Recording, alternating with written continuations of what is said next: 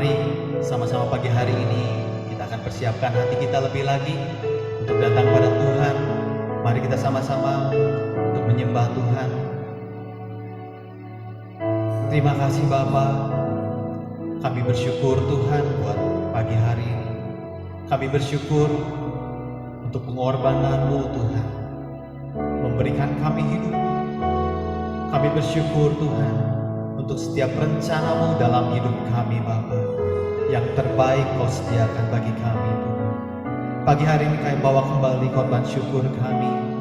Kami bawa hati kami, kami bawa sembah kami Tuhan. Biarlah Kau yang bertahta atas pujian kami Tuhan. Terima kasih Bapa. Terimalah pujian kami, terimalah sembah kami. Sungguh besar, sungguh nyata, sungguh ajaib, sungguh hebat, sungguh heran Kau Tuhan. Terima kasih Yesus. Terima kasih.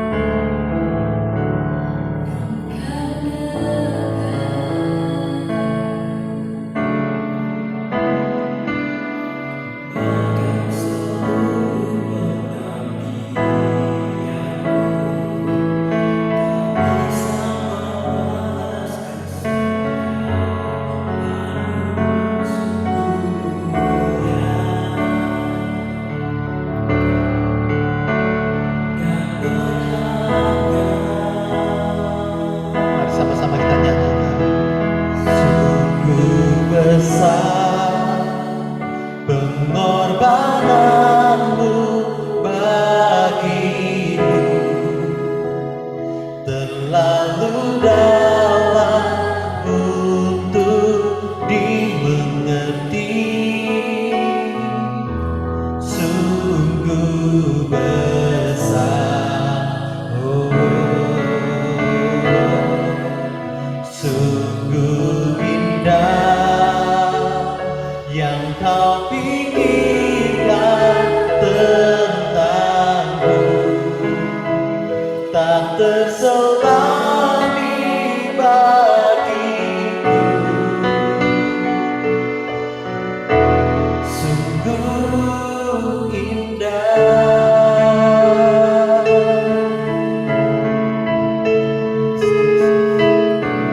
Kemana kami dapat pergi menjauhi Roh-Mu Tuhan? Kemanakah aku dapat pergi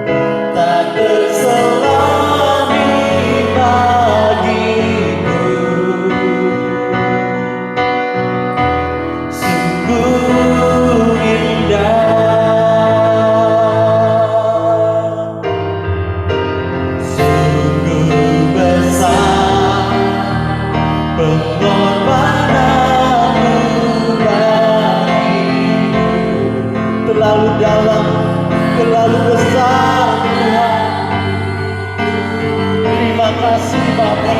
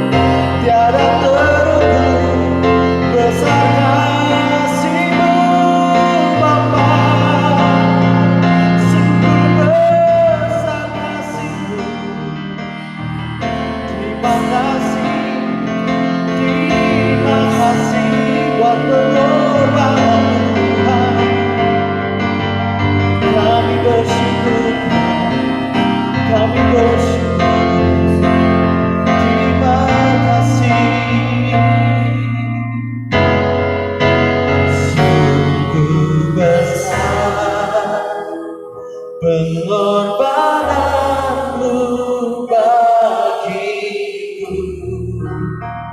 terlalu dalam untuk dimengerti. Sungguh besar, sungguh indah yang kau pikirkan tentangku, tak terselami bagiku. Sungguh indah, sungguh indah, sungguh indah. Terima kasih, sungguh ajaib, sungguh indah Kau Tuhan. Kami sembah Kau Tuhan, kami tinggikan Engkau Yesus, Raja di atas segala raja. Kami tinggikan Engkau, kami agungkan nama-Mu Yesus. Kami sembah. Terima kasih Tuhan, terima kasih. Haleluya. Ku tinggikan Engkau Tuhan, melebihi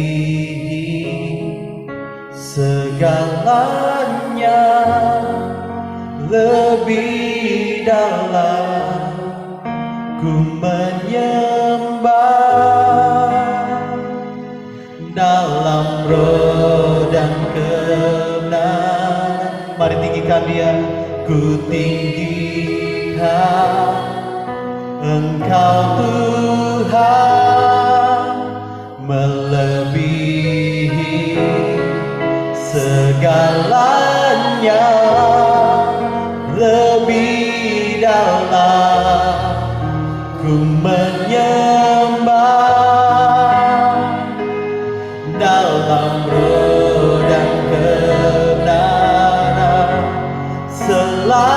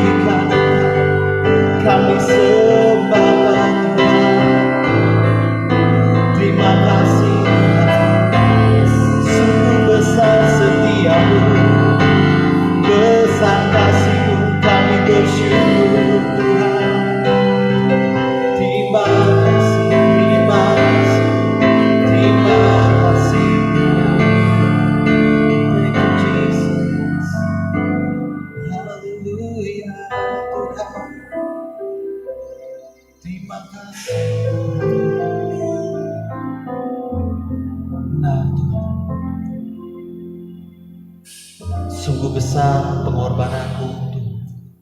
Sungguh besar kasih-Mu bagi setiap kami Tuhan. Sungguh besar kasih setia-Mu Tuhan. Dengan apa kami dapat membalas semua kebaikan-Mu Tuhan, selain kami membawa hidup kami untuk menjadi persembahan yang kudus, yang berkenan bagi-Mu Tuhan. Bapa, inilah hidup kami Tuhan. Kami serahkan dalam tangan-Mu Tuhan.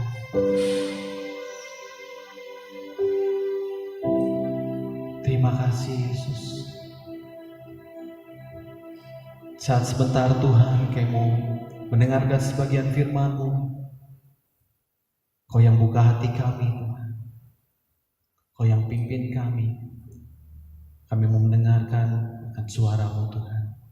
Terima kasih Bapa, terima kasih Tuhan. Kami serahkan waktu ini adalah milik-Mu. Di dalam nama Tuhan Yesus kami sudah berucap syukur. Mari setiap orang yang diberkati Tuhan sama-sama katakan amin. Saya serahkan pada hamba-Nya untuk membawakan firman Tuhan. Shalom saudara kasih Tuhan, selamat hari Minggu, selamat beribadah kembali pada hari Minggu yang penuh keberkatan pada hari ini. Sebelumnya saya akan berdoa terlebih dahulu untuk firman Tuhan yang akan kita dengar bersama-sama. Mari kita berdoa saudara. Terima kasih Tuhan Yesus, kami bersyukur pada waktu yang indah ini Tuhan, kami boleh berkumpul bersama dengan keluarga tercinta kami. Kami masih bisa menikmati kasih-Mu Tuhan, Kau yang masih memelihara kami dalam kesehatan kami semuanya Tuhan. Terima kasih Engkau yang sudah menata segala kehidupan kami, sehingga kami dapat bersyukur apapun yang telah Kau kerjakan maupun apapun yang belum Kau kerjakan atas hidup kami. Kami percaya Engkau punya rencana yang indah bagi hidup kami Tuhan. Kami membuka hati kami untuk siap firman-Mu Tuhan. Kau urapi hamba-Mu. Hanya di dalam nama Yesus kami sudah berdoa ucap syukur. Mari sama-sama percaya kita katakan amin. Saudara kasih Tuhan, pemerintah selalu mengingatkan untuk kita tetap berada di rumah, bekerja di rumah, beribadah di rumah, dan kita melakukan aktivitas di rumah untuk memutuskan mata rantai virus corona yang sedang menyebar melanda Indonesia ini. Pada tema pada saat hari ini saya akan bicara tentang bagaimana kita beribadah di rumah. Ada satu firman Tuhan yang ingin saya bagikan dalam Roma 12 ayat yang pertama saudara. Roma pasal 12 ayat yang pertama, persembahan yang benar. Karena itu saudara-saudara, demi kemurahan Allah, aku menasihatkan kamu supaya kamu mempersembahkan tubuhmu sebagai persembahan yang hidup, yang kudus dan yang berkenan kepada Allah. Itu adalah ibadahmu yang sejati. Kembali saya akan bicara tentang ibadah di rumah saudara. Ibadah diambil dari dua bahasa yang berbeda, juga mempunyai dua arti yang berbeda saudara. Yang pertama, ibadah berasal dari bahasa Ibrani, yaitu abodah, yang artinya menyembah.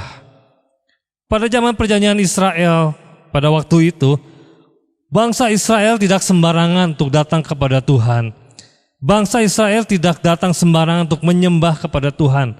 Hanya orang-orang pilihan Tuhan, hanya orang-orang yang tertentu yang Tuhan pilih untuk layak bisa menghadap kepada Tuhan pada saat itu penyembah Tuhan. Pada saat itu yang hanya bisa memimpin ibadah bangsa Israel yaitu keturunan Musa dan keturunan Harun. Berbagai macam cara, tata cara ibadah yang membuat bangsa Israel begitu rupanya untuk menyediakan korban-korban bakaran sehingga dia dapat berkenan menyembah datang kepada Tuhan. Namun ketika Yesus, dia sudah merelakan nyawanya di atas kayu salib saudara, untuk menebus kita semua. Dia sudah menggantikan semuanya itu. Makanya Tuhan pernah berfirman dalam Yohanes 4 saudara, bahwa Allah Bapa adalah roh. Barang siapa ingin menyembah dia, sembahlah dia dalam roh dan kebenaran saudara. Menyembah tidak bicara tentang gereja saudara. Menyembah dimanapun kita berada, menyembah dimanapun kita waktu kita saudara. Namanya roh tidak terbatas waktu dan tempat. Yesus mengajarkan kepada kita semua bahwa kita harus beribadah bahwa kita harus menyembah kepada Tuhan dalam roh dan kebenaran, saudara. Artinya, saudara, kita tidak terpaku yang namanya sebuah gedung gereja baru kita bisa menyembah kepada Tuhan. Pada saat ini pemerintah menganjurkan kepada kita, menghimbau kepada kita, kita beribadah kepada rumah. Ibadah di rumah, saudara. Firman Tuhan mengajarkan kepada kita menyembah tidak terbatas waktu dan ruang. Kita menyembah kepada Tuhan pada saat ini dalam situasi yang tidak memungkinkan kita berada di luar, saudara. Kita punya waktu yang lebih, kita punya waktu yang banyak. Kita punya lebih untuk lebih lagi intim kepada Tuhan, lebih dekat lagi kepada Tuhan. Kita punya waktu lebih lagi mengajak keluarga kita beribadah kepada Tuhan. Menyembah kepada Tuhan, saudara. Menyembah merupakan ekspresi kita karena kita menghargai Tuhan. Kita menghargai Tuhan. Kita menghormati Tuhan. Itulah sikap kita menyembah kepada Tuhan, saudara. Tuhan tidak berbuat apa-apa, kita menyembah Tuhan karena keberadaan Tuhan itu, saudara. Tuhan yang maha besar, Tuhan Allah yang hidup. Disitulah kita menyembah Tuhan. Tuhan tidak melakukan apa-apapun, kita menyembah Tuhan, saudara. Karena keberadaan Tuhan yang begitu kuasa atas hidup kita, saudara. Itulah menyembah. Di mana konteks pada hari ini, saudara, kita lebih dekat lagi. Waktu yang Tuhan berikan lebih banyak lagi untuk tetap di rumah. Kita lebih intim lagi. Bagaimana kita mengenal kehendak Tuhan lebih banyak lagi, saudara. Apa yang ingin Tuhan kerjakan dalam hidup kita. Kita lebih lagi sering mendengar apa yang firman Tuhan kita baca, kita dengar setiap hari, saudara. Lebih banyak kita waktu mengajak keluarga kita, adik kita, kakak kita, saudara. Pasangan kita, orang tua, anak-anak kita. Untuk menyembah bersama dengan Tuhan, saudara. Karena saya percaya 2-3 orang berkumpul di dalam nama Tuhan. Di situ Tuhan hadir, saudara. Amin, saudara. Tuhan hadir karena keberadaan kita berkenan. Karena kita punya hati yang rindu untuk datang kepada Tuhan. Untuk menyembah kepada Tuhan. Untuk menyenangkan hati Tuhan, saudara. Tuhan kasih waktu ini, saudara. Bukan sebuah kebetulan. Tapi ada maksud tujuan supaya kita lebih lagi dekat kepada Tuhan, saudara. Supaya kita tahu, mengerti apa arti hidup kita sesungguhnya. Bahwa hidup kita ini adalah sebuah kesempatan untuk menyenangkan Tuhan. Kesempatan untuk lebih lagi dekat kepada Tuhan. Di waktu-waktu yang penuh dengan ketidakjelasan ini, saudara. Itulah menyembah dari bahasa Ibrani, yaitu dari kata aboda, saudara. Dan yang kedua, ibadah dari bahasa Yunani, artinya latreia, saudara. Mengandung makna latreia itu melayani, saudara. Tentu dalam konteks pada hari ini saya berbicara tentang melayani di rumah kita, saudara. Melayani keluarga kita, melayani pasangan kita, melayani anak-anak kita, orang tua kita, ada kakak kita, ada adik-adik kita, sepupu kita, bahkan mertua kita pun, saudara. Kenapa kita harus melayani, saudara? Tuhan datang ke dunia ini mengambil rupa sebagai seorang hamba. Dia datang bukan untuk dilayani, saudara, tapi untuk melayani, saudara. Dia terlebih dahulu sudah melayani kita, saudara. Dia terlebih dahulu sudah merelakan nyawanya untuk kita. Dia sudah melayani orang-orang banyak pada saat itu. Itulah keteladanan yang harus kita pegang, saudara. Sehingga kita dapat melayani orang-orang yang ada di dekat dengan kita, saudara. Mengapa kita harus melayani, saudara? Hal yang pertama, saudara, dengan melayani, kita belajar untuk lebih lagi menghargai orang lain, saudara. Kita belajar menghargai waktu orang lain.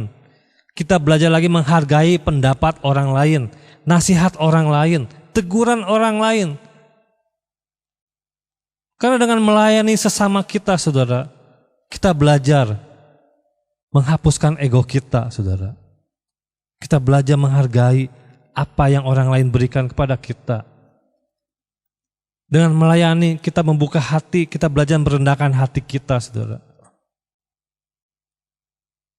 Banyak orang yang dikatakan sukses atau berhasil pelayanan di gereja, melayani di gereja. Tapi ketika melayani di rumah, saudara, banyak keluarga yang berantakan. Banyak anak-anak yang berontak kepada orang tua, saudara. Bahkan orang tua pun dengan gagal mendidik anak-anak mereka, gagal mengasihi pasangan mereka, saudara. Kakak adik saling bertengkar, saudara. Kenapa? Pelayanan, melayani, sesungguhnya pertama adalah di keluarga kita, saudara. Kalau kita berhasil dalam keluarga, kalau kita berhasil dalam rumah kita melayani, percayalah kita juga akan berhasil dalam pelayanan di gereja. Kita pun akan berhasil melayani orang-orang yang di luar rumah kita. Momen ini momen yang tepat pas buat kita, saudara. Kita memperbaiki. Mari kita merenungkan lagi kembali. Apa arti sebuah pelayanan? Apa arti sebuah melayani? Melayani bukan bicara ada di mimbar, saudara. Bukan sekedar membagikan firman Tuhan, bukan sekedar bermain musik ada di lingkungan gereja tua. Tapi lebih dari itu, saudara. Melayani adalah memberikan sebuah pengaruh. Apa yang kita berikan buat orang lain. Khususnya pada hari ini, kita melayani orang-orang yang ada di rumah kita, saudara. Kita belajar bagaimana meminimalkan perselisihan, percekcokan terjadi dalam keluarga kita, saudara. Kakak dengan adik, mertua dengan menantu, saudara. Kenapa bisa bertengkar? Karena tidak punya jiwa melayani, saudara. Kalau orang punya jiwa melayani, dia mau merendahkan hatinya, saudara. Karena melayani dituntut jiwa seorang pelayan, jiwa seorang hamba, saudara. Apakah kita bisa melakukan semua itu? Tentu firman Tuhan katakan, saudara. Dalam Roma 3 ayat 23, apapun yang kita lakukan, saudara, lakukanlah semua itu seperti untuk Tuhan, saudara. Kalau saudara punya prinsip dalam Kolose 3 ayat 23, apapun yang kita lakukan, saudara, sekecil apapun atau bagi pandangan manusia itu adalah hal yang hina, saudara. Tapi di mata Tuhan, kita melakukannya semua untuk Tuhan, saudara. Kita dikatakan sebagai tubuh Kristus. Tubuh Kristus pun bukan bicara kita berada di gereja, orang-orang sesama pengurus, orang-orang sesama pelayanan. Tubuh Kristus pun terjadi ketika kita ada di rumah. Kita menghargai satu dengan yang lain, saudara. Kita bergantung satu dengan yang lain sebagai tubuh Kristus. Karena sebagai tubuh Kristus kita harus bisa dan kita harus mau melayani anggota-anggota yang lain, saudara. Dan kita mau menerima anggota-anggota yang lain, kekurangan maupun kelebihannya. Demikian juga kita semua yang ada di sini, saudara. Kita harus mau melayani orang-orang sekitar kita, saudara. Kedua hal ini nggak bisa kita pisahkan, saudara. Antara aboda dan latreia, yaitu sikap beribadah kepada Tuhan, ungkapan kita menyembah, ungkapan kita untuk melayani Tuhan, saudara. Melayani orang-orang di sekitar kita sebagai wujud ekspresi kita, sebagai ungkapan syukur kepada Tuhan, buat Tuhan lebih dahulu mengasihi kita. Mungkin kita pernah berkata kepada orang-orang di sekitar kita, kepada orang-orang di depan kita, saudara, bahwa saudara adalah milik Tuhan. Saudara unik, istimewa di hadapan Tuhan. Saudara berharga di mata Tuhan. Memang itu betul, saudara. Tapi bagaimana semua dijadikan kalau apa yang kita ucapkan, kita katakan, engkau berharga di mata saya. Kalau kita punya prinsip, orang lain berharga di mata saya, engkau unik di mata saya, kita akan lebih mudah melayani. Kita akan lebih mudah menghargai. Kita akan lebih mudah menghormati orang lain, saudara. Tentu jelas di mata Tuhan kita berharga. Tapi apakah orang di sekitar kita berharga di mata kita, saudara? Apa kuncinya? Kita harus punya kasih Tuhan. Kita harus mengalami dulu kasih Tuhan. Apa yang telah Tuhan kerjakan, kita alamin. Dan pastikan orang lain merasakan, orang lain dapat mengecap kebaikan Tuhan melalui diri kita, saudara. Itulah ibadah yang sesungguhnya. Dalam Roma 12 tadi katakan, saudara, sebagai persembahan yang hidup, yang kudus, dan yang berkenan di hadapan Tuhan. Saudara, ibadah di rumah, banyak sekali orang menyimpulkan hal yang berbeda, saudara. Berbeda antara beribadah di rumah dengan nonton ibadah, saudara. Ketika saudara beribadah di rumah, berikanlah yang terbaik, sikap engkau menyembah kepada Tuhan. Apa sih memberikan yang terbaik? Kalau saya, saudara, kami sekeluarga sebelum beribadah online, saudara, kami semua harus terlebih dahulu membersihkan diri kami sendiri. Kami harus mandi dulu, istilahnya, saudara. Kami harus siap. Beda kalau nonton, saudara. Kalau nonton, kita ya mungkin sambil tiduran, kita sambil makan, kita nonton ibadah, saudara. Tapi kalau kita ibadah, benar-benar ibadah, saudara. Kita benar-benar menyiapkan hati kita menyiapkan tubuh kita, diri kita. Walaupun tanpa kita harus berdiri pun seperti di gereja, kita memposisikan diri kita bagaimana kita menyembah Tuhan. Bagaimana engkau pergi ke gereja, saudara? Engkau akan mempersiapkan segala sesuatu, saudara. Demikian ketika engkau ibadah di rumah pun, engkau harus mempersiapkan segala sesuatu. Karena itu memberikan yang terbaik buat Tuhan, saudara. Itu ibadah yang Tuhan inginkan, saudara. Walaupun orang lain tidak melihat, tapi Tuhan tahu. Lihat ke kedalaman hati kita. Sudah memberikan terbaik apa belum ketika kita ibadah kepada Tuhan, saudara. Ya kalau kita lihat di gereja tidak ada ibadah yang sedang makan, tidak ada gereja ketika ibadah kebaktian tidak ada yang sedang minum. Kita pun di rumah demikian, saudara. Jam mentah-mentah kita di rumah, kita sambil minum, kita sambil makan, kita sambil nyetrika. Tapi bagaimana sikap hati kita? Kita memberikan yang terbaik buat Tuhan, saudara. Saya percaya kita nggak akan pernah telat kalau kita ibadah online, saudara. Karena kita tidak menuju ke gereja. Kita hanya menyiapkan diri kita hanya menyiapkan keluarga kita untuk bisa mengikuti ibadah online, saudara. Berikan yang terbaik buat Tuhan, saudara. Itulah ibadah, saudara. Ketika pemerintah memposisikan kita untuk beribadah di rumah, kita berikan yang terbaik juga buat Tuhan. Kita panut sama pemerintah karena kita menghormati Tuhan, saudara. Biarlah firman Tuhan yang saudara dengar pada hari ini, biarlah menjadi berkat buat kita semua. Kita jangan melupakan esensi dari sebuah ibadah. Ibadah di rumah untuk lebih lagi dekat kepada Tuhan. Sikap menyembah, hati yang haus kepada Tuhan. Dan sikap untuk melayani orang-orang ada di rumah kita, saudara. Mari kita berdoa. Saya ngajak kita semua yang ada di rumah, pegang tangan pasanganmu, pegang tangan anak-anakmu, kakakmu, adikmu, orang tuamu, kita pegang sama-sama, saudara. Jangan malu-malu, saudara. Kita pegang. Kita bawa mereka dalam Tuhan. Kita sama-sama berdoa. Terima kasih buat firman-Mu pada pagi hari ini, Tuhan. Ini kami. Inilah keluarga-Mu, Tuhan. Keluarga yang beribadah kepada Engkau, Tuhan. Kami percaya setiap keluarga kami ada di tangan-Mu, Tuhan. Setiap keluarga kami ada pemeliharaan Engkau, Tuhan. Engkau berkati setiap pasangan kami. Engkau berkati anak-anak kami, Tuhan. Engkau berkati orang tua kami, Tuhan. Engkau berkati kakak kami. Engkau berkati adik kami, Tuhan. Biarlah apa yang kami kerjakan semuanya menyenangkan hati Engkau, Tuhan. Kami mau belajar ibadah dalam hidup kami, Tuhan. Ibadah yang sesungguhnya untuk menyenangkan hati Engkau. Ibadah untuk menyembah kepada Tuhan. Ibadah melayani orang-orang yang ada di sekitar kami, Tuhan.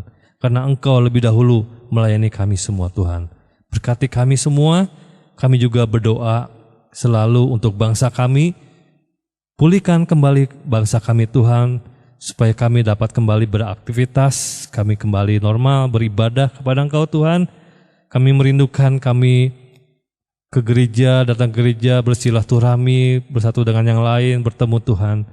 Kami mau semuanya ini Tuhan, kami percaya segala sesuatu indah pada waktumu Tuhan. Kami menyerahkan sisa hidup kami, segala aktivitas kami dalam tangan-Mu Tuhan. Hanya di dalam nama Yesus kami sudah berdoa ucap syukur. Sama-sama yang percaya kita katakan, amin. Selamat hari Minggu, Tuhan Yesus memberkati. Shalom jemaat GKNS yang dikasihi Tuhan. Kembali lagi dalam Good News edisi Minggu 10 Mei 2020.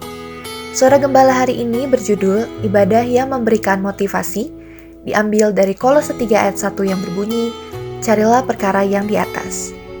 Selintas kilas memberikan kesan bahwa orang Kristen itu hanya memikirkan perkara surga, sehingga kekristenan dinilai tidak mengajarkan hal-hal praktis untuk kehidupan sehari-hari. Benarkah itu? Ternyata tidak demikian. Karena Tuhan Yesus sendiri dalam doanya berkata, "Aku tidak meminta supaya engkau mengambil dari dunia," tertulis dalam Yohanes 17 ayat 15.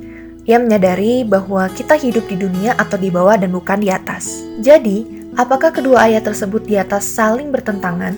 Jawabannya tegas, tidak. Justru, dengan mencari perkara yang di atas, maka kita dapat menjalani hidup yang di bawah. Atau dengan lebih jelas lagi bahwa ibadah kita kepada Allah dalam mencari kerajaan-Nya dengan segala kebenarannya harus menjadi sumber motivasi bagi setiap orang Kristen. Sudahkah itu terjadi dalam hidup Anda? Sudahkah ibadah Anda kepada Allah memberikan semangat dan daya dorong atau motivasi di dalam kehidupan rumah tangga, pekerjaan di kantor, studi, dunia usaha, pergaulan hidup, dan lain sebagainya? Itu berarti ibadah Anda memberikan gairah hidup, inspirasi dan tenaga yang tidak akan pernah ada habis-habisnya tetapi selalu baru setiap hari. Kalau tidak, maka ibadah Anda adalah sia-sia. Ibadah demikian adalah ibadah lahiriah yang tidak berguna. Karenanya, marilah kita mencari Tuhan dan beribadah kepadanya dengan segenap hati kita menemukan kuasa di dalamnya. Di dalam Dia kita hidup, kita ada, dan kita bergerak.